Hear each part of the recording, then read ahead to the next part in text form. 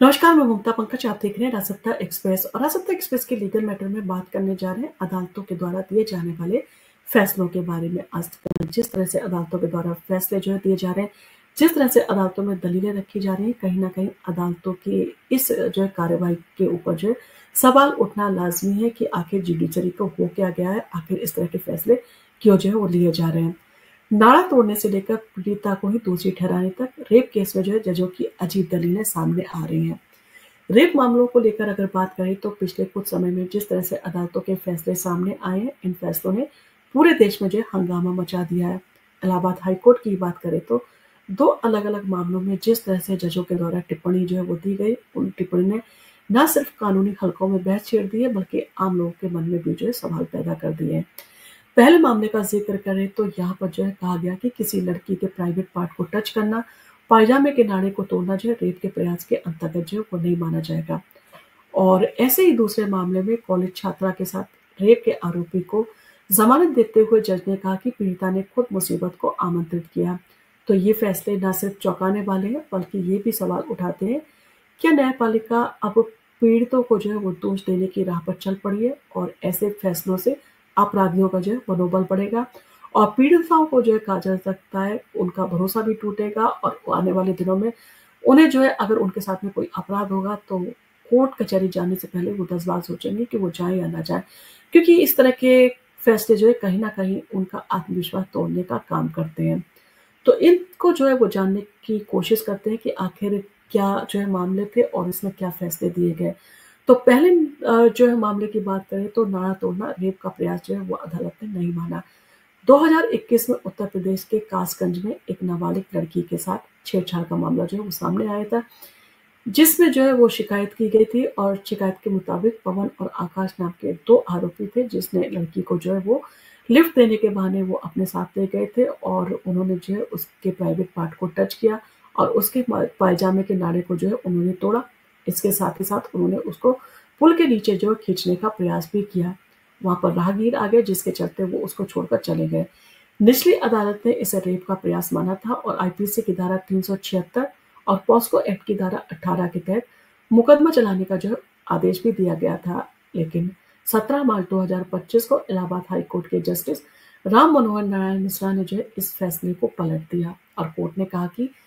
घटना तैयारी की जो श्रेणी में आती है, रेप के प्रयास की जो श्रेणी में नहीं आती है। जज का तर्क था कि रेप का प्रयास जो है वो साबित करने के लिए जो है ये दिखाना ज़रूरी है कि आरोपी ने तैयारी में जो है वो आगे बढ़ने का प्रयास जो है किया था और इसके ठोस कदम जो है उठाए थे। यहाँ ऐसा जो है कुछ नहीं हुआ और कोर्ट ने जो है आरोपों के खिलाफ जो है रेप की धारा हटाकर आईपीसी की धारा 354 बी यानी कि छेड़छाड़ और पॉस्को की धारा 9/10 जो है वो उसके तहत जो है मुकदमा चलाने का आदेश दिया और इस फैसले पर सुप्रीम कोर्ट ने जो है सख्त नाराजगी जो है वो जताई और इसे संवेदनहीन जो बताते हुए इस पर रोक लगा दी थी। यानी कि अगर सुप्रीम कोर्ट इस मामले को संवेदनहीन जो बता रहा है तो सोचिए कि आम जनता जो है उसके मन में जो है इस फैसले का क्या असर रहा होगा। वहीं पर दूसरा मामला था जिसमें पीड़िता ने जो है खुद मुसीबत बुलाई, इस तरह की टिप्पणी जो है अदालत के द्वारा की गई। दूसरा मामला जो है दिल्ली का है जहाँ पर एक कॉलेज छात्रा ने अपने परिचित पर जो है रेप का आरोप लगाया। दरअसल सितंबर 2024 में पीड़िता अपने दोस्तों के साथ जो है एक पार्टी में गई थी और पार्टी में जो है वो हौज-खास के एक जो है वो बार में गए थे। रात को 3 बजे तक जो है शराब पीने के बाद में वो नशे में थी और उसने अपने पुरुष मित्र पर जो है भरोसा किया और उसके साथ जो है आराम करने के लिए जाने को तैयार हो गई थी। लेकिन आरोप है कि उसका दोस्त उसे नोएडा की बजाय गुरुग्राम जो है ले गया। वहाँ पर एक फ्लैट में जो है वहाँ पर ले जाया गया जहाँ पर उसके साथ में रेप किया। दिसंबर 2024 में आरोपी जो है गिरफ्तार हुआ लेकिन 11 मार्च 2025 को इलाहाबाद हाई कोर्ट के जस्टिस संजय कुमार सिंह ने उसे जमानत दी थी। और इस मामले में जज ने कहा कि पीड़िता एक पढ़ी-लिखी छात्रा थी और उसे अपने फैसलों को जो है वो समझने की पूरी जो है वो कहा जा सकता है क्षमता थी। यानी कि वो कैपेबल थी कि अपने जो फैसले हैं वो सोच समझ के ले सकती थी। देर रात तक शराब पीना और पुरुष मित्र के साथ जो है जाना, ये सब उसकी अपनी पसंद था। मेडिकल रिपोर्ट में जो है हाइमन टूटने की बात सामने आई थी, लेकिन डॉक्टर ने रेप की पुष्टि नहीं की। कोर्ट ने माना कि आरोपी का कोई जो है आपराधिक रिकॉर्ड नहीं था और ये जो है महीनों तक जो है वो जेल भी रहा था और जज की जो है टिप्पणी ने जो है पीड़िता को कटघरे में खड़ा कर दिया। यानी कहीं न कहीं जो है शक के कटघरे में जो उस पीड़िता को खड़ा कर दिया और बहस को जो है वो नई बहस को जो है जन्म दे दिया कि क्या अब कोर्ट पीड़ितों के व्यवहार को जज करने का जो है काम भी करेंगे और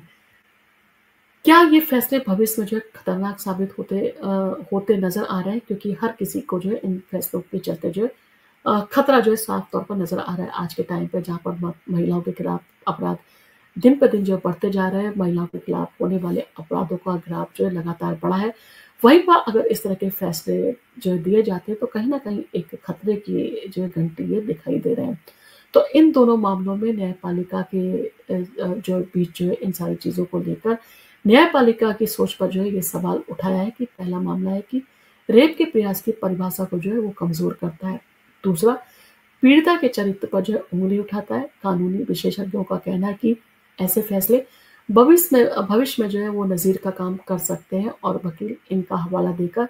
निचली अदालत में जो है जमानत की मांग कर सकते हैं, जिससे अपराधियों का हौसला बढ़ेगा। सरकारें भले ही जो है महिलाओं की सुरक्षा को लेकर जो है सख्त कानून बनाए, लेकिन अगर कोर्ट इस तरह के फैसले देने का काम करने लगेंगे तो पीड़िताओं को इंसाफ जो है वो नहीं मिल पाएगा। और इन सारी चीज़ों के चलते आपने देखा होगा, अगर किसी के साथ में जो है रेप जैसा इंसिडेंट हो जाता है तो पुलिस थाने में जाकर शिकायत दर्ज कराना ही अपने आप में काफ़ी कठिन काम होता है। मेडिकल टेस्ट के कहा जा सकता है टफ प्रक्रिया से जो गुजरना पड़ता है और पीड़िता पहले ही जो है कई मुश्किलों से गुजरती है। उसके ऊपर से अगर कोर्ट भी जो है इस तरह की टिप्पणी करने लगेगा तो ये जो है कहीं न कहीं उसे पूरी तरह से जो है वो तोड़ सकती है। पहले पुलिस के सवाल, उसके बाद में जो है मेडिकल की प्रक्रिया और अब कोर्ट का इस तरह का जो है रवैया, कहीं न कहीं जो है ये जो है कहीं न कहीं गंभीर समस्या को पैदा कर सकता है और इस समस्या के चलते क्या कोई पीड़िता इन सब के बाद भी जो है हिम्मत जुटा पाएगी कि उसको इंसाफ की जो है माँग करनी है। कहीं न कहीं इन सारी चीज़ों के चलते अपराधियों के जो हौसले बढ़ने की जो है कहा जा सकता है संभावना काफ़ी नज़र आ रही है और अगर इसी तरह का रवैया रहा तो लोग जो है अपने खिलाफ होने वाले अपराधों के खिलाफ आवाज़ उठाने से पहले 100 बार सोचेंगे, क्योंकि अगर वो अदालत में जाएँगे और अदालत में जिस तरह से उनके कैरेक्टर का एसिनेशन होगा, तो ये सारी चीज़ें ना जो है कहीं न कहीं अपराध को रोकने का काम जो है नहीं करेंगी। क्या बदल रहा है न्यायपालिका का नज़रिया? ये भी जो है सवाल सबसे बड़ा जो है सामने खड़ा हुआ है। तो ये पहली बार नहीं है जब कोर्ट के फैसले ने पीड़िता को जो है शक के दायरे में खड़ा कर दिया है। अक्सर वकील कोर्ट में जो है कहा जा सकता है पीड़िता से ऐसे सवाल करते हैं जिस तरह से रेप विक्टिम का जो है वो क्रॉस एग्जामिन किया जाता है, जिस तरह से उनके साथ में सवाल जवाब किए जाते हैं, कहीं न कहीं एक शर्मिंदगी की स्थिति में जो डालने का काम करते हैं। और अब अगर जज भी जो पीड़िता को दोष जो है वो देने लगेंगे, उसके ऊपर आरोप लगाने लगेंगे और इस तरह की दलीलें जो है वो देने का काम करेंगे, तो कहीं न कहीं न्याय प्रणाली पर जो है भरोसा जो है वो उठने का भी डर है। और इन सारी चीज़ों के चलते जो है ये भी जो है काफ़ी गंभीर समस्या पैदा जो है वो कर सकता है और ये फैसले ना सिर्फ कानून की जो है आत्मा को चोट पहुँचाते हैं, बल्कि समाज में ये संदेश भी देते हैं कि अपराधी आसानी से बच सकता है। तो रेप जैसे हीनियस क्राइम के लिए जो है वो इस तरह का रुख जो अदालतें इख्तियार कर रही हैं, कहीं न कहीं इसके ऊपर जो है सुप्रीम कोर्ट को जो है संज्ञान जो है वो लेना ज़रूरी है। सुप्रीम कोर्ट इन सारी चीज़ों को लेकर स्वतः संज्ञान ले और इन सारी चीज़ों को लेकर गाइडलाइन भी तैयार करे कि अगर इस तरह के मामले आते हैं तो वहाँ पर जो है अदालतें किस तरह के फैसले दे सकती हैं। और ख़ासकर जो अदालतें इस तरह की टिप्पणी कर रही हैं, उसके ऊपर जो है रोक लगाई जानी चाहिए।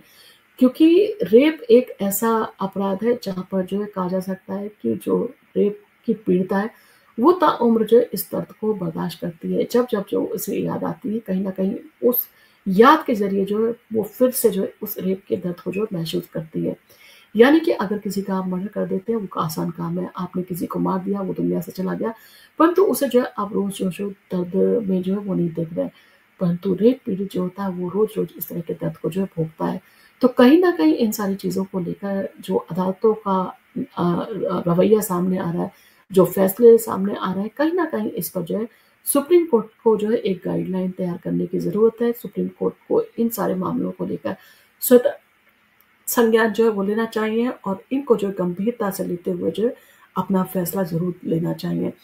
क्योंकि सुप्रीम कोर्ट इन सारी चीज़ों को लेकर जो गाइडलाइन तैयार करेगा, वो आने वाले समय में जो है काफ़ी हेल्प करेंगे और ऐसी अदालतों के ऊपर भी जो है लगाम कसने का जो है काम करेंगे, क्योंकि कहीं न कहीं इस तरह के फैसले लोगों के मन में जो डर पैदा करेंगे और अपराधियों के जो हौसले बुलंद करेंगे। तो इन सारी चीज़ों को लेकर अदालत का जो है एक अच्छा और कहा जा सकता है सदा हुआ जो है नज़रिया होना चाहिए। अगर किसी के साथ जो है इस तरह के छेड़खानी के या रेप के जो है अपराध होते हैं, तो उसके खिलाफ जो है सख्त से सख्त कदम जो है अदालतों के द्वारा उठाए जाने चाहिए, ताकि वो एक नज़ीर बने और समाज में जो है ये मैसेज जाए कि अगर किसी के साथ छेड़छाड़ की जाती है, किसी का रेप किया जाता है, तो अदालतों से जो है उनका बचना मुश्किल है। क्योंकि कहीं न कहीं अदालतों के ये फैसले जो हैं वो अपराधियों के हौसले बढ़ाने का काम जो है वो करेंगे। आपका इन सारी चीज़ों को लेकर जो भी कहना हो आप हमें कमेंट करके ज़रूर बताएँ और आपको अगर हमारा वीडियो पसंद आया हो तो आप इसको लाइक कीजिए।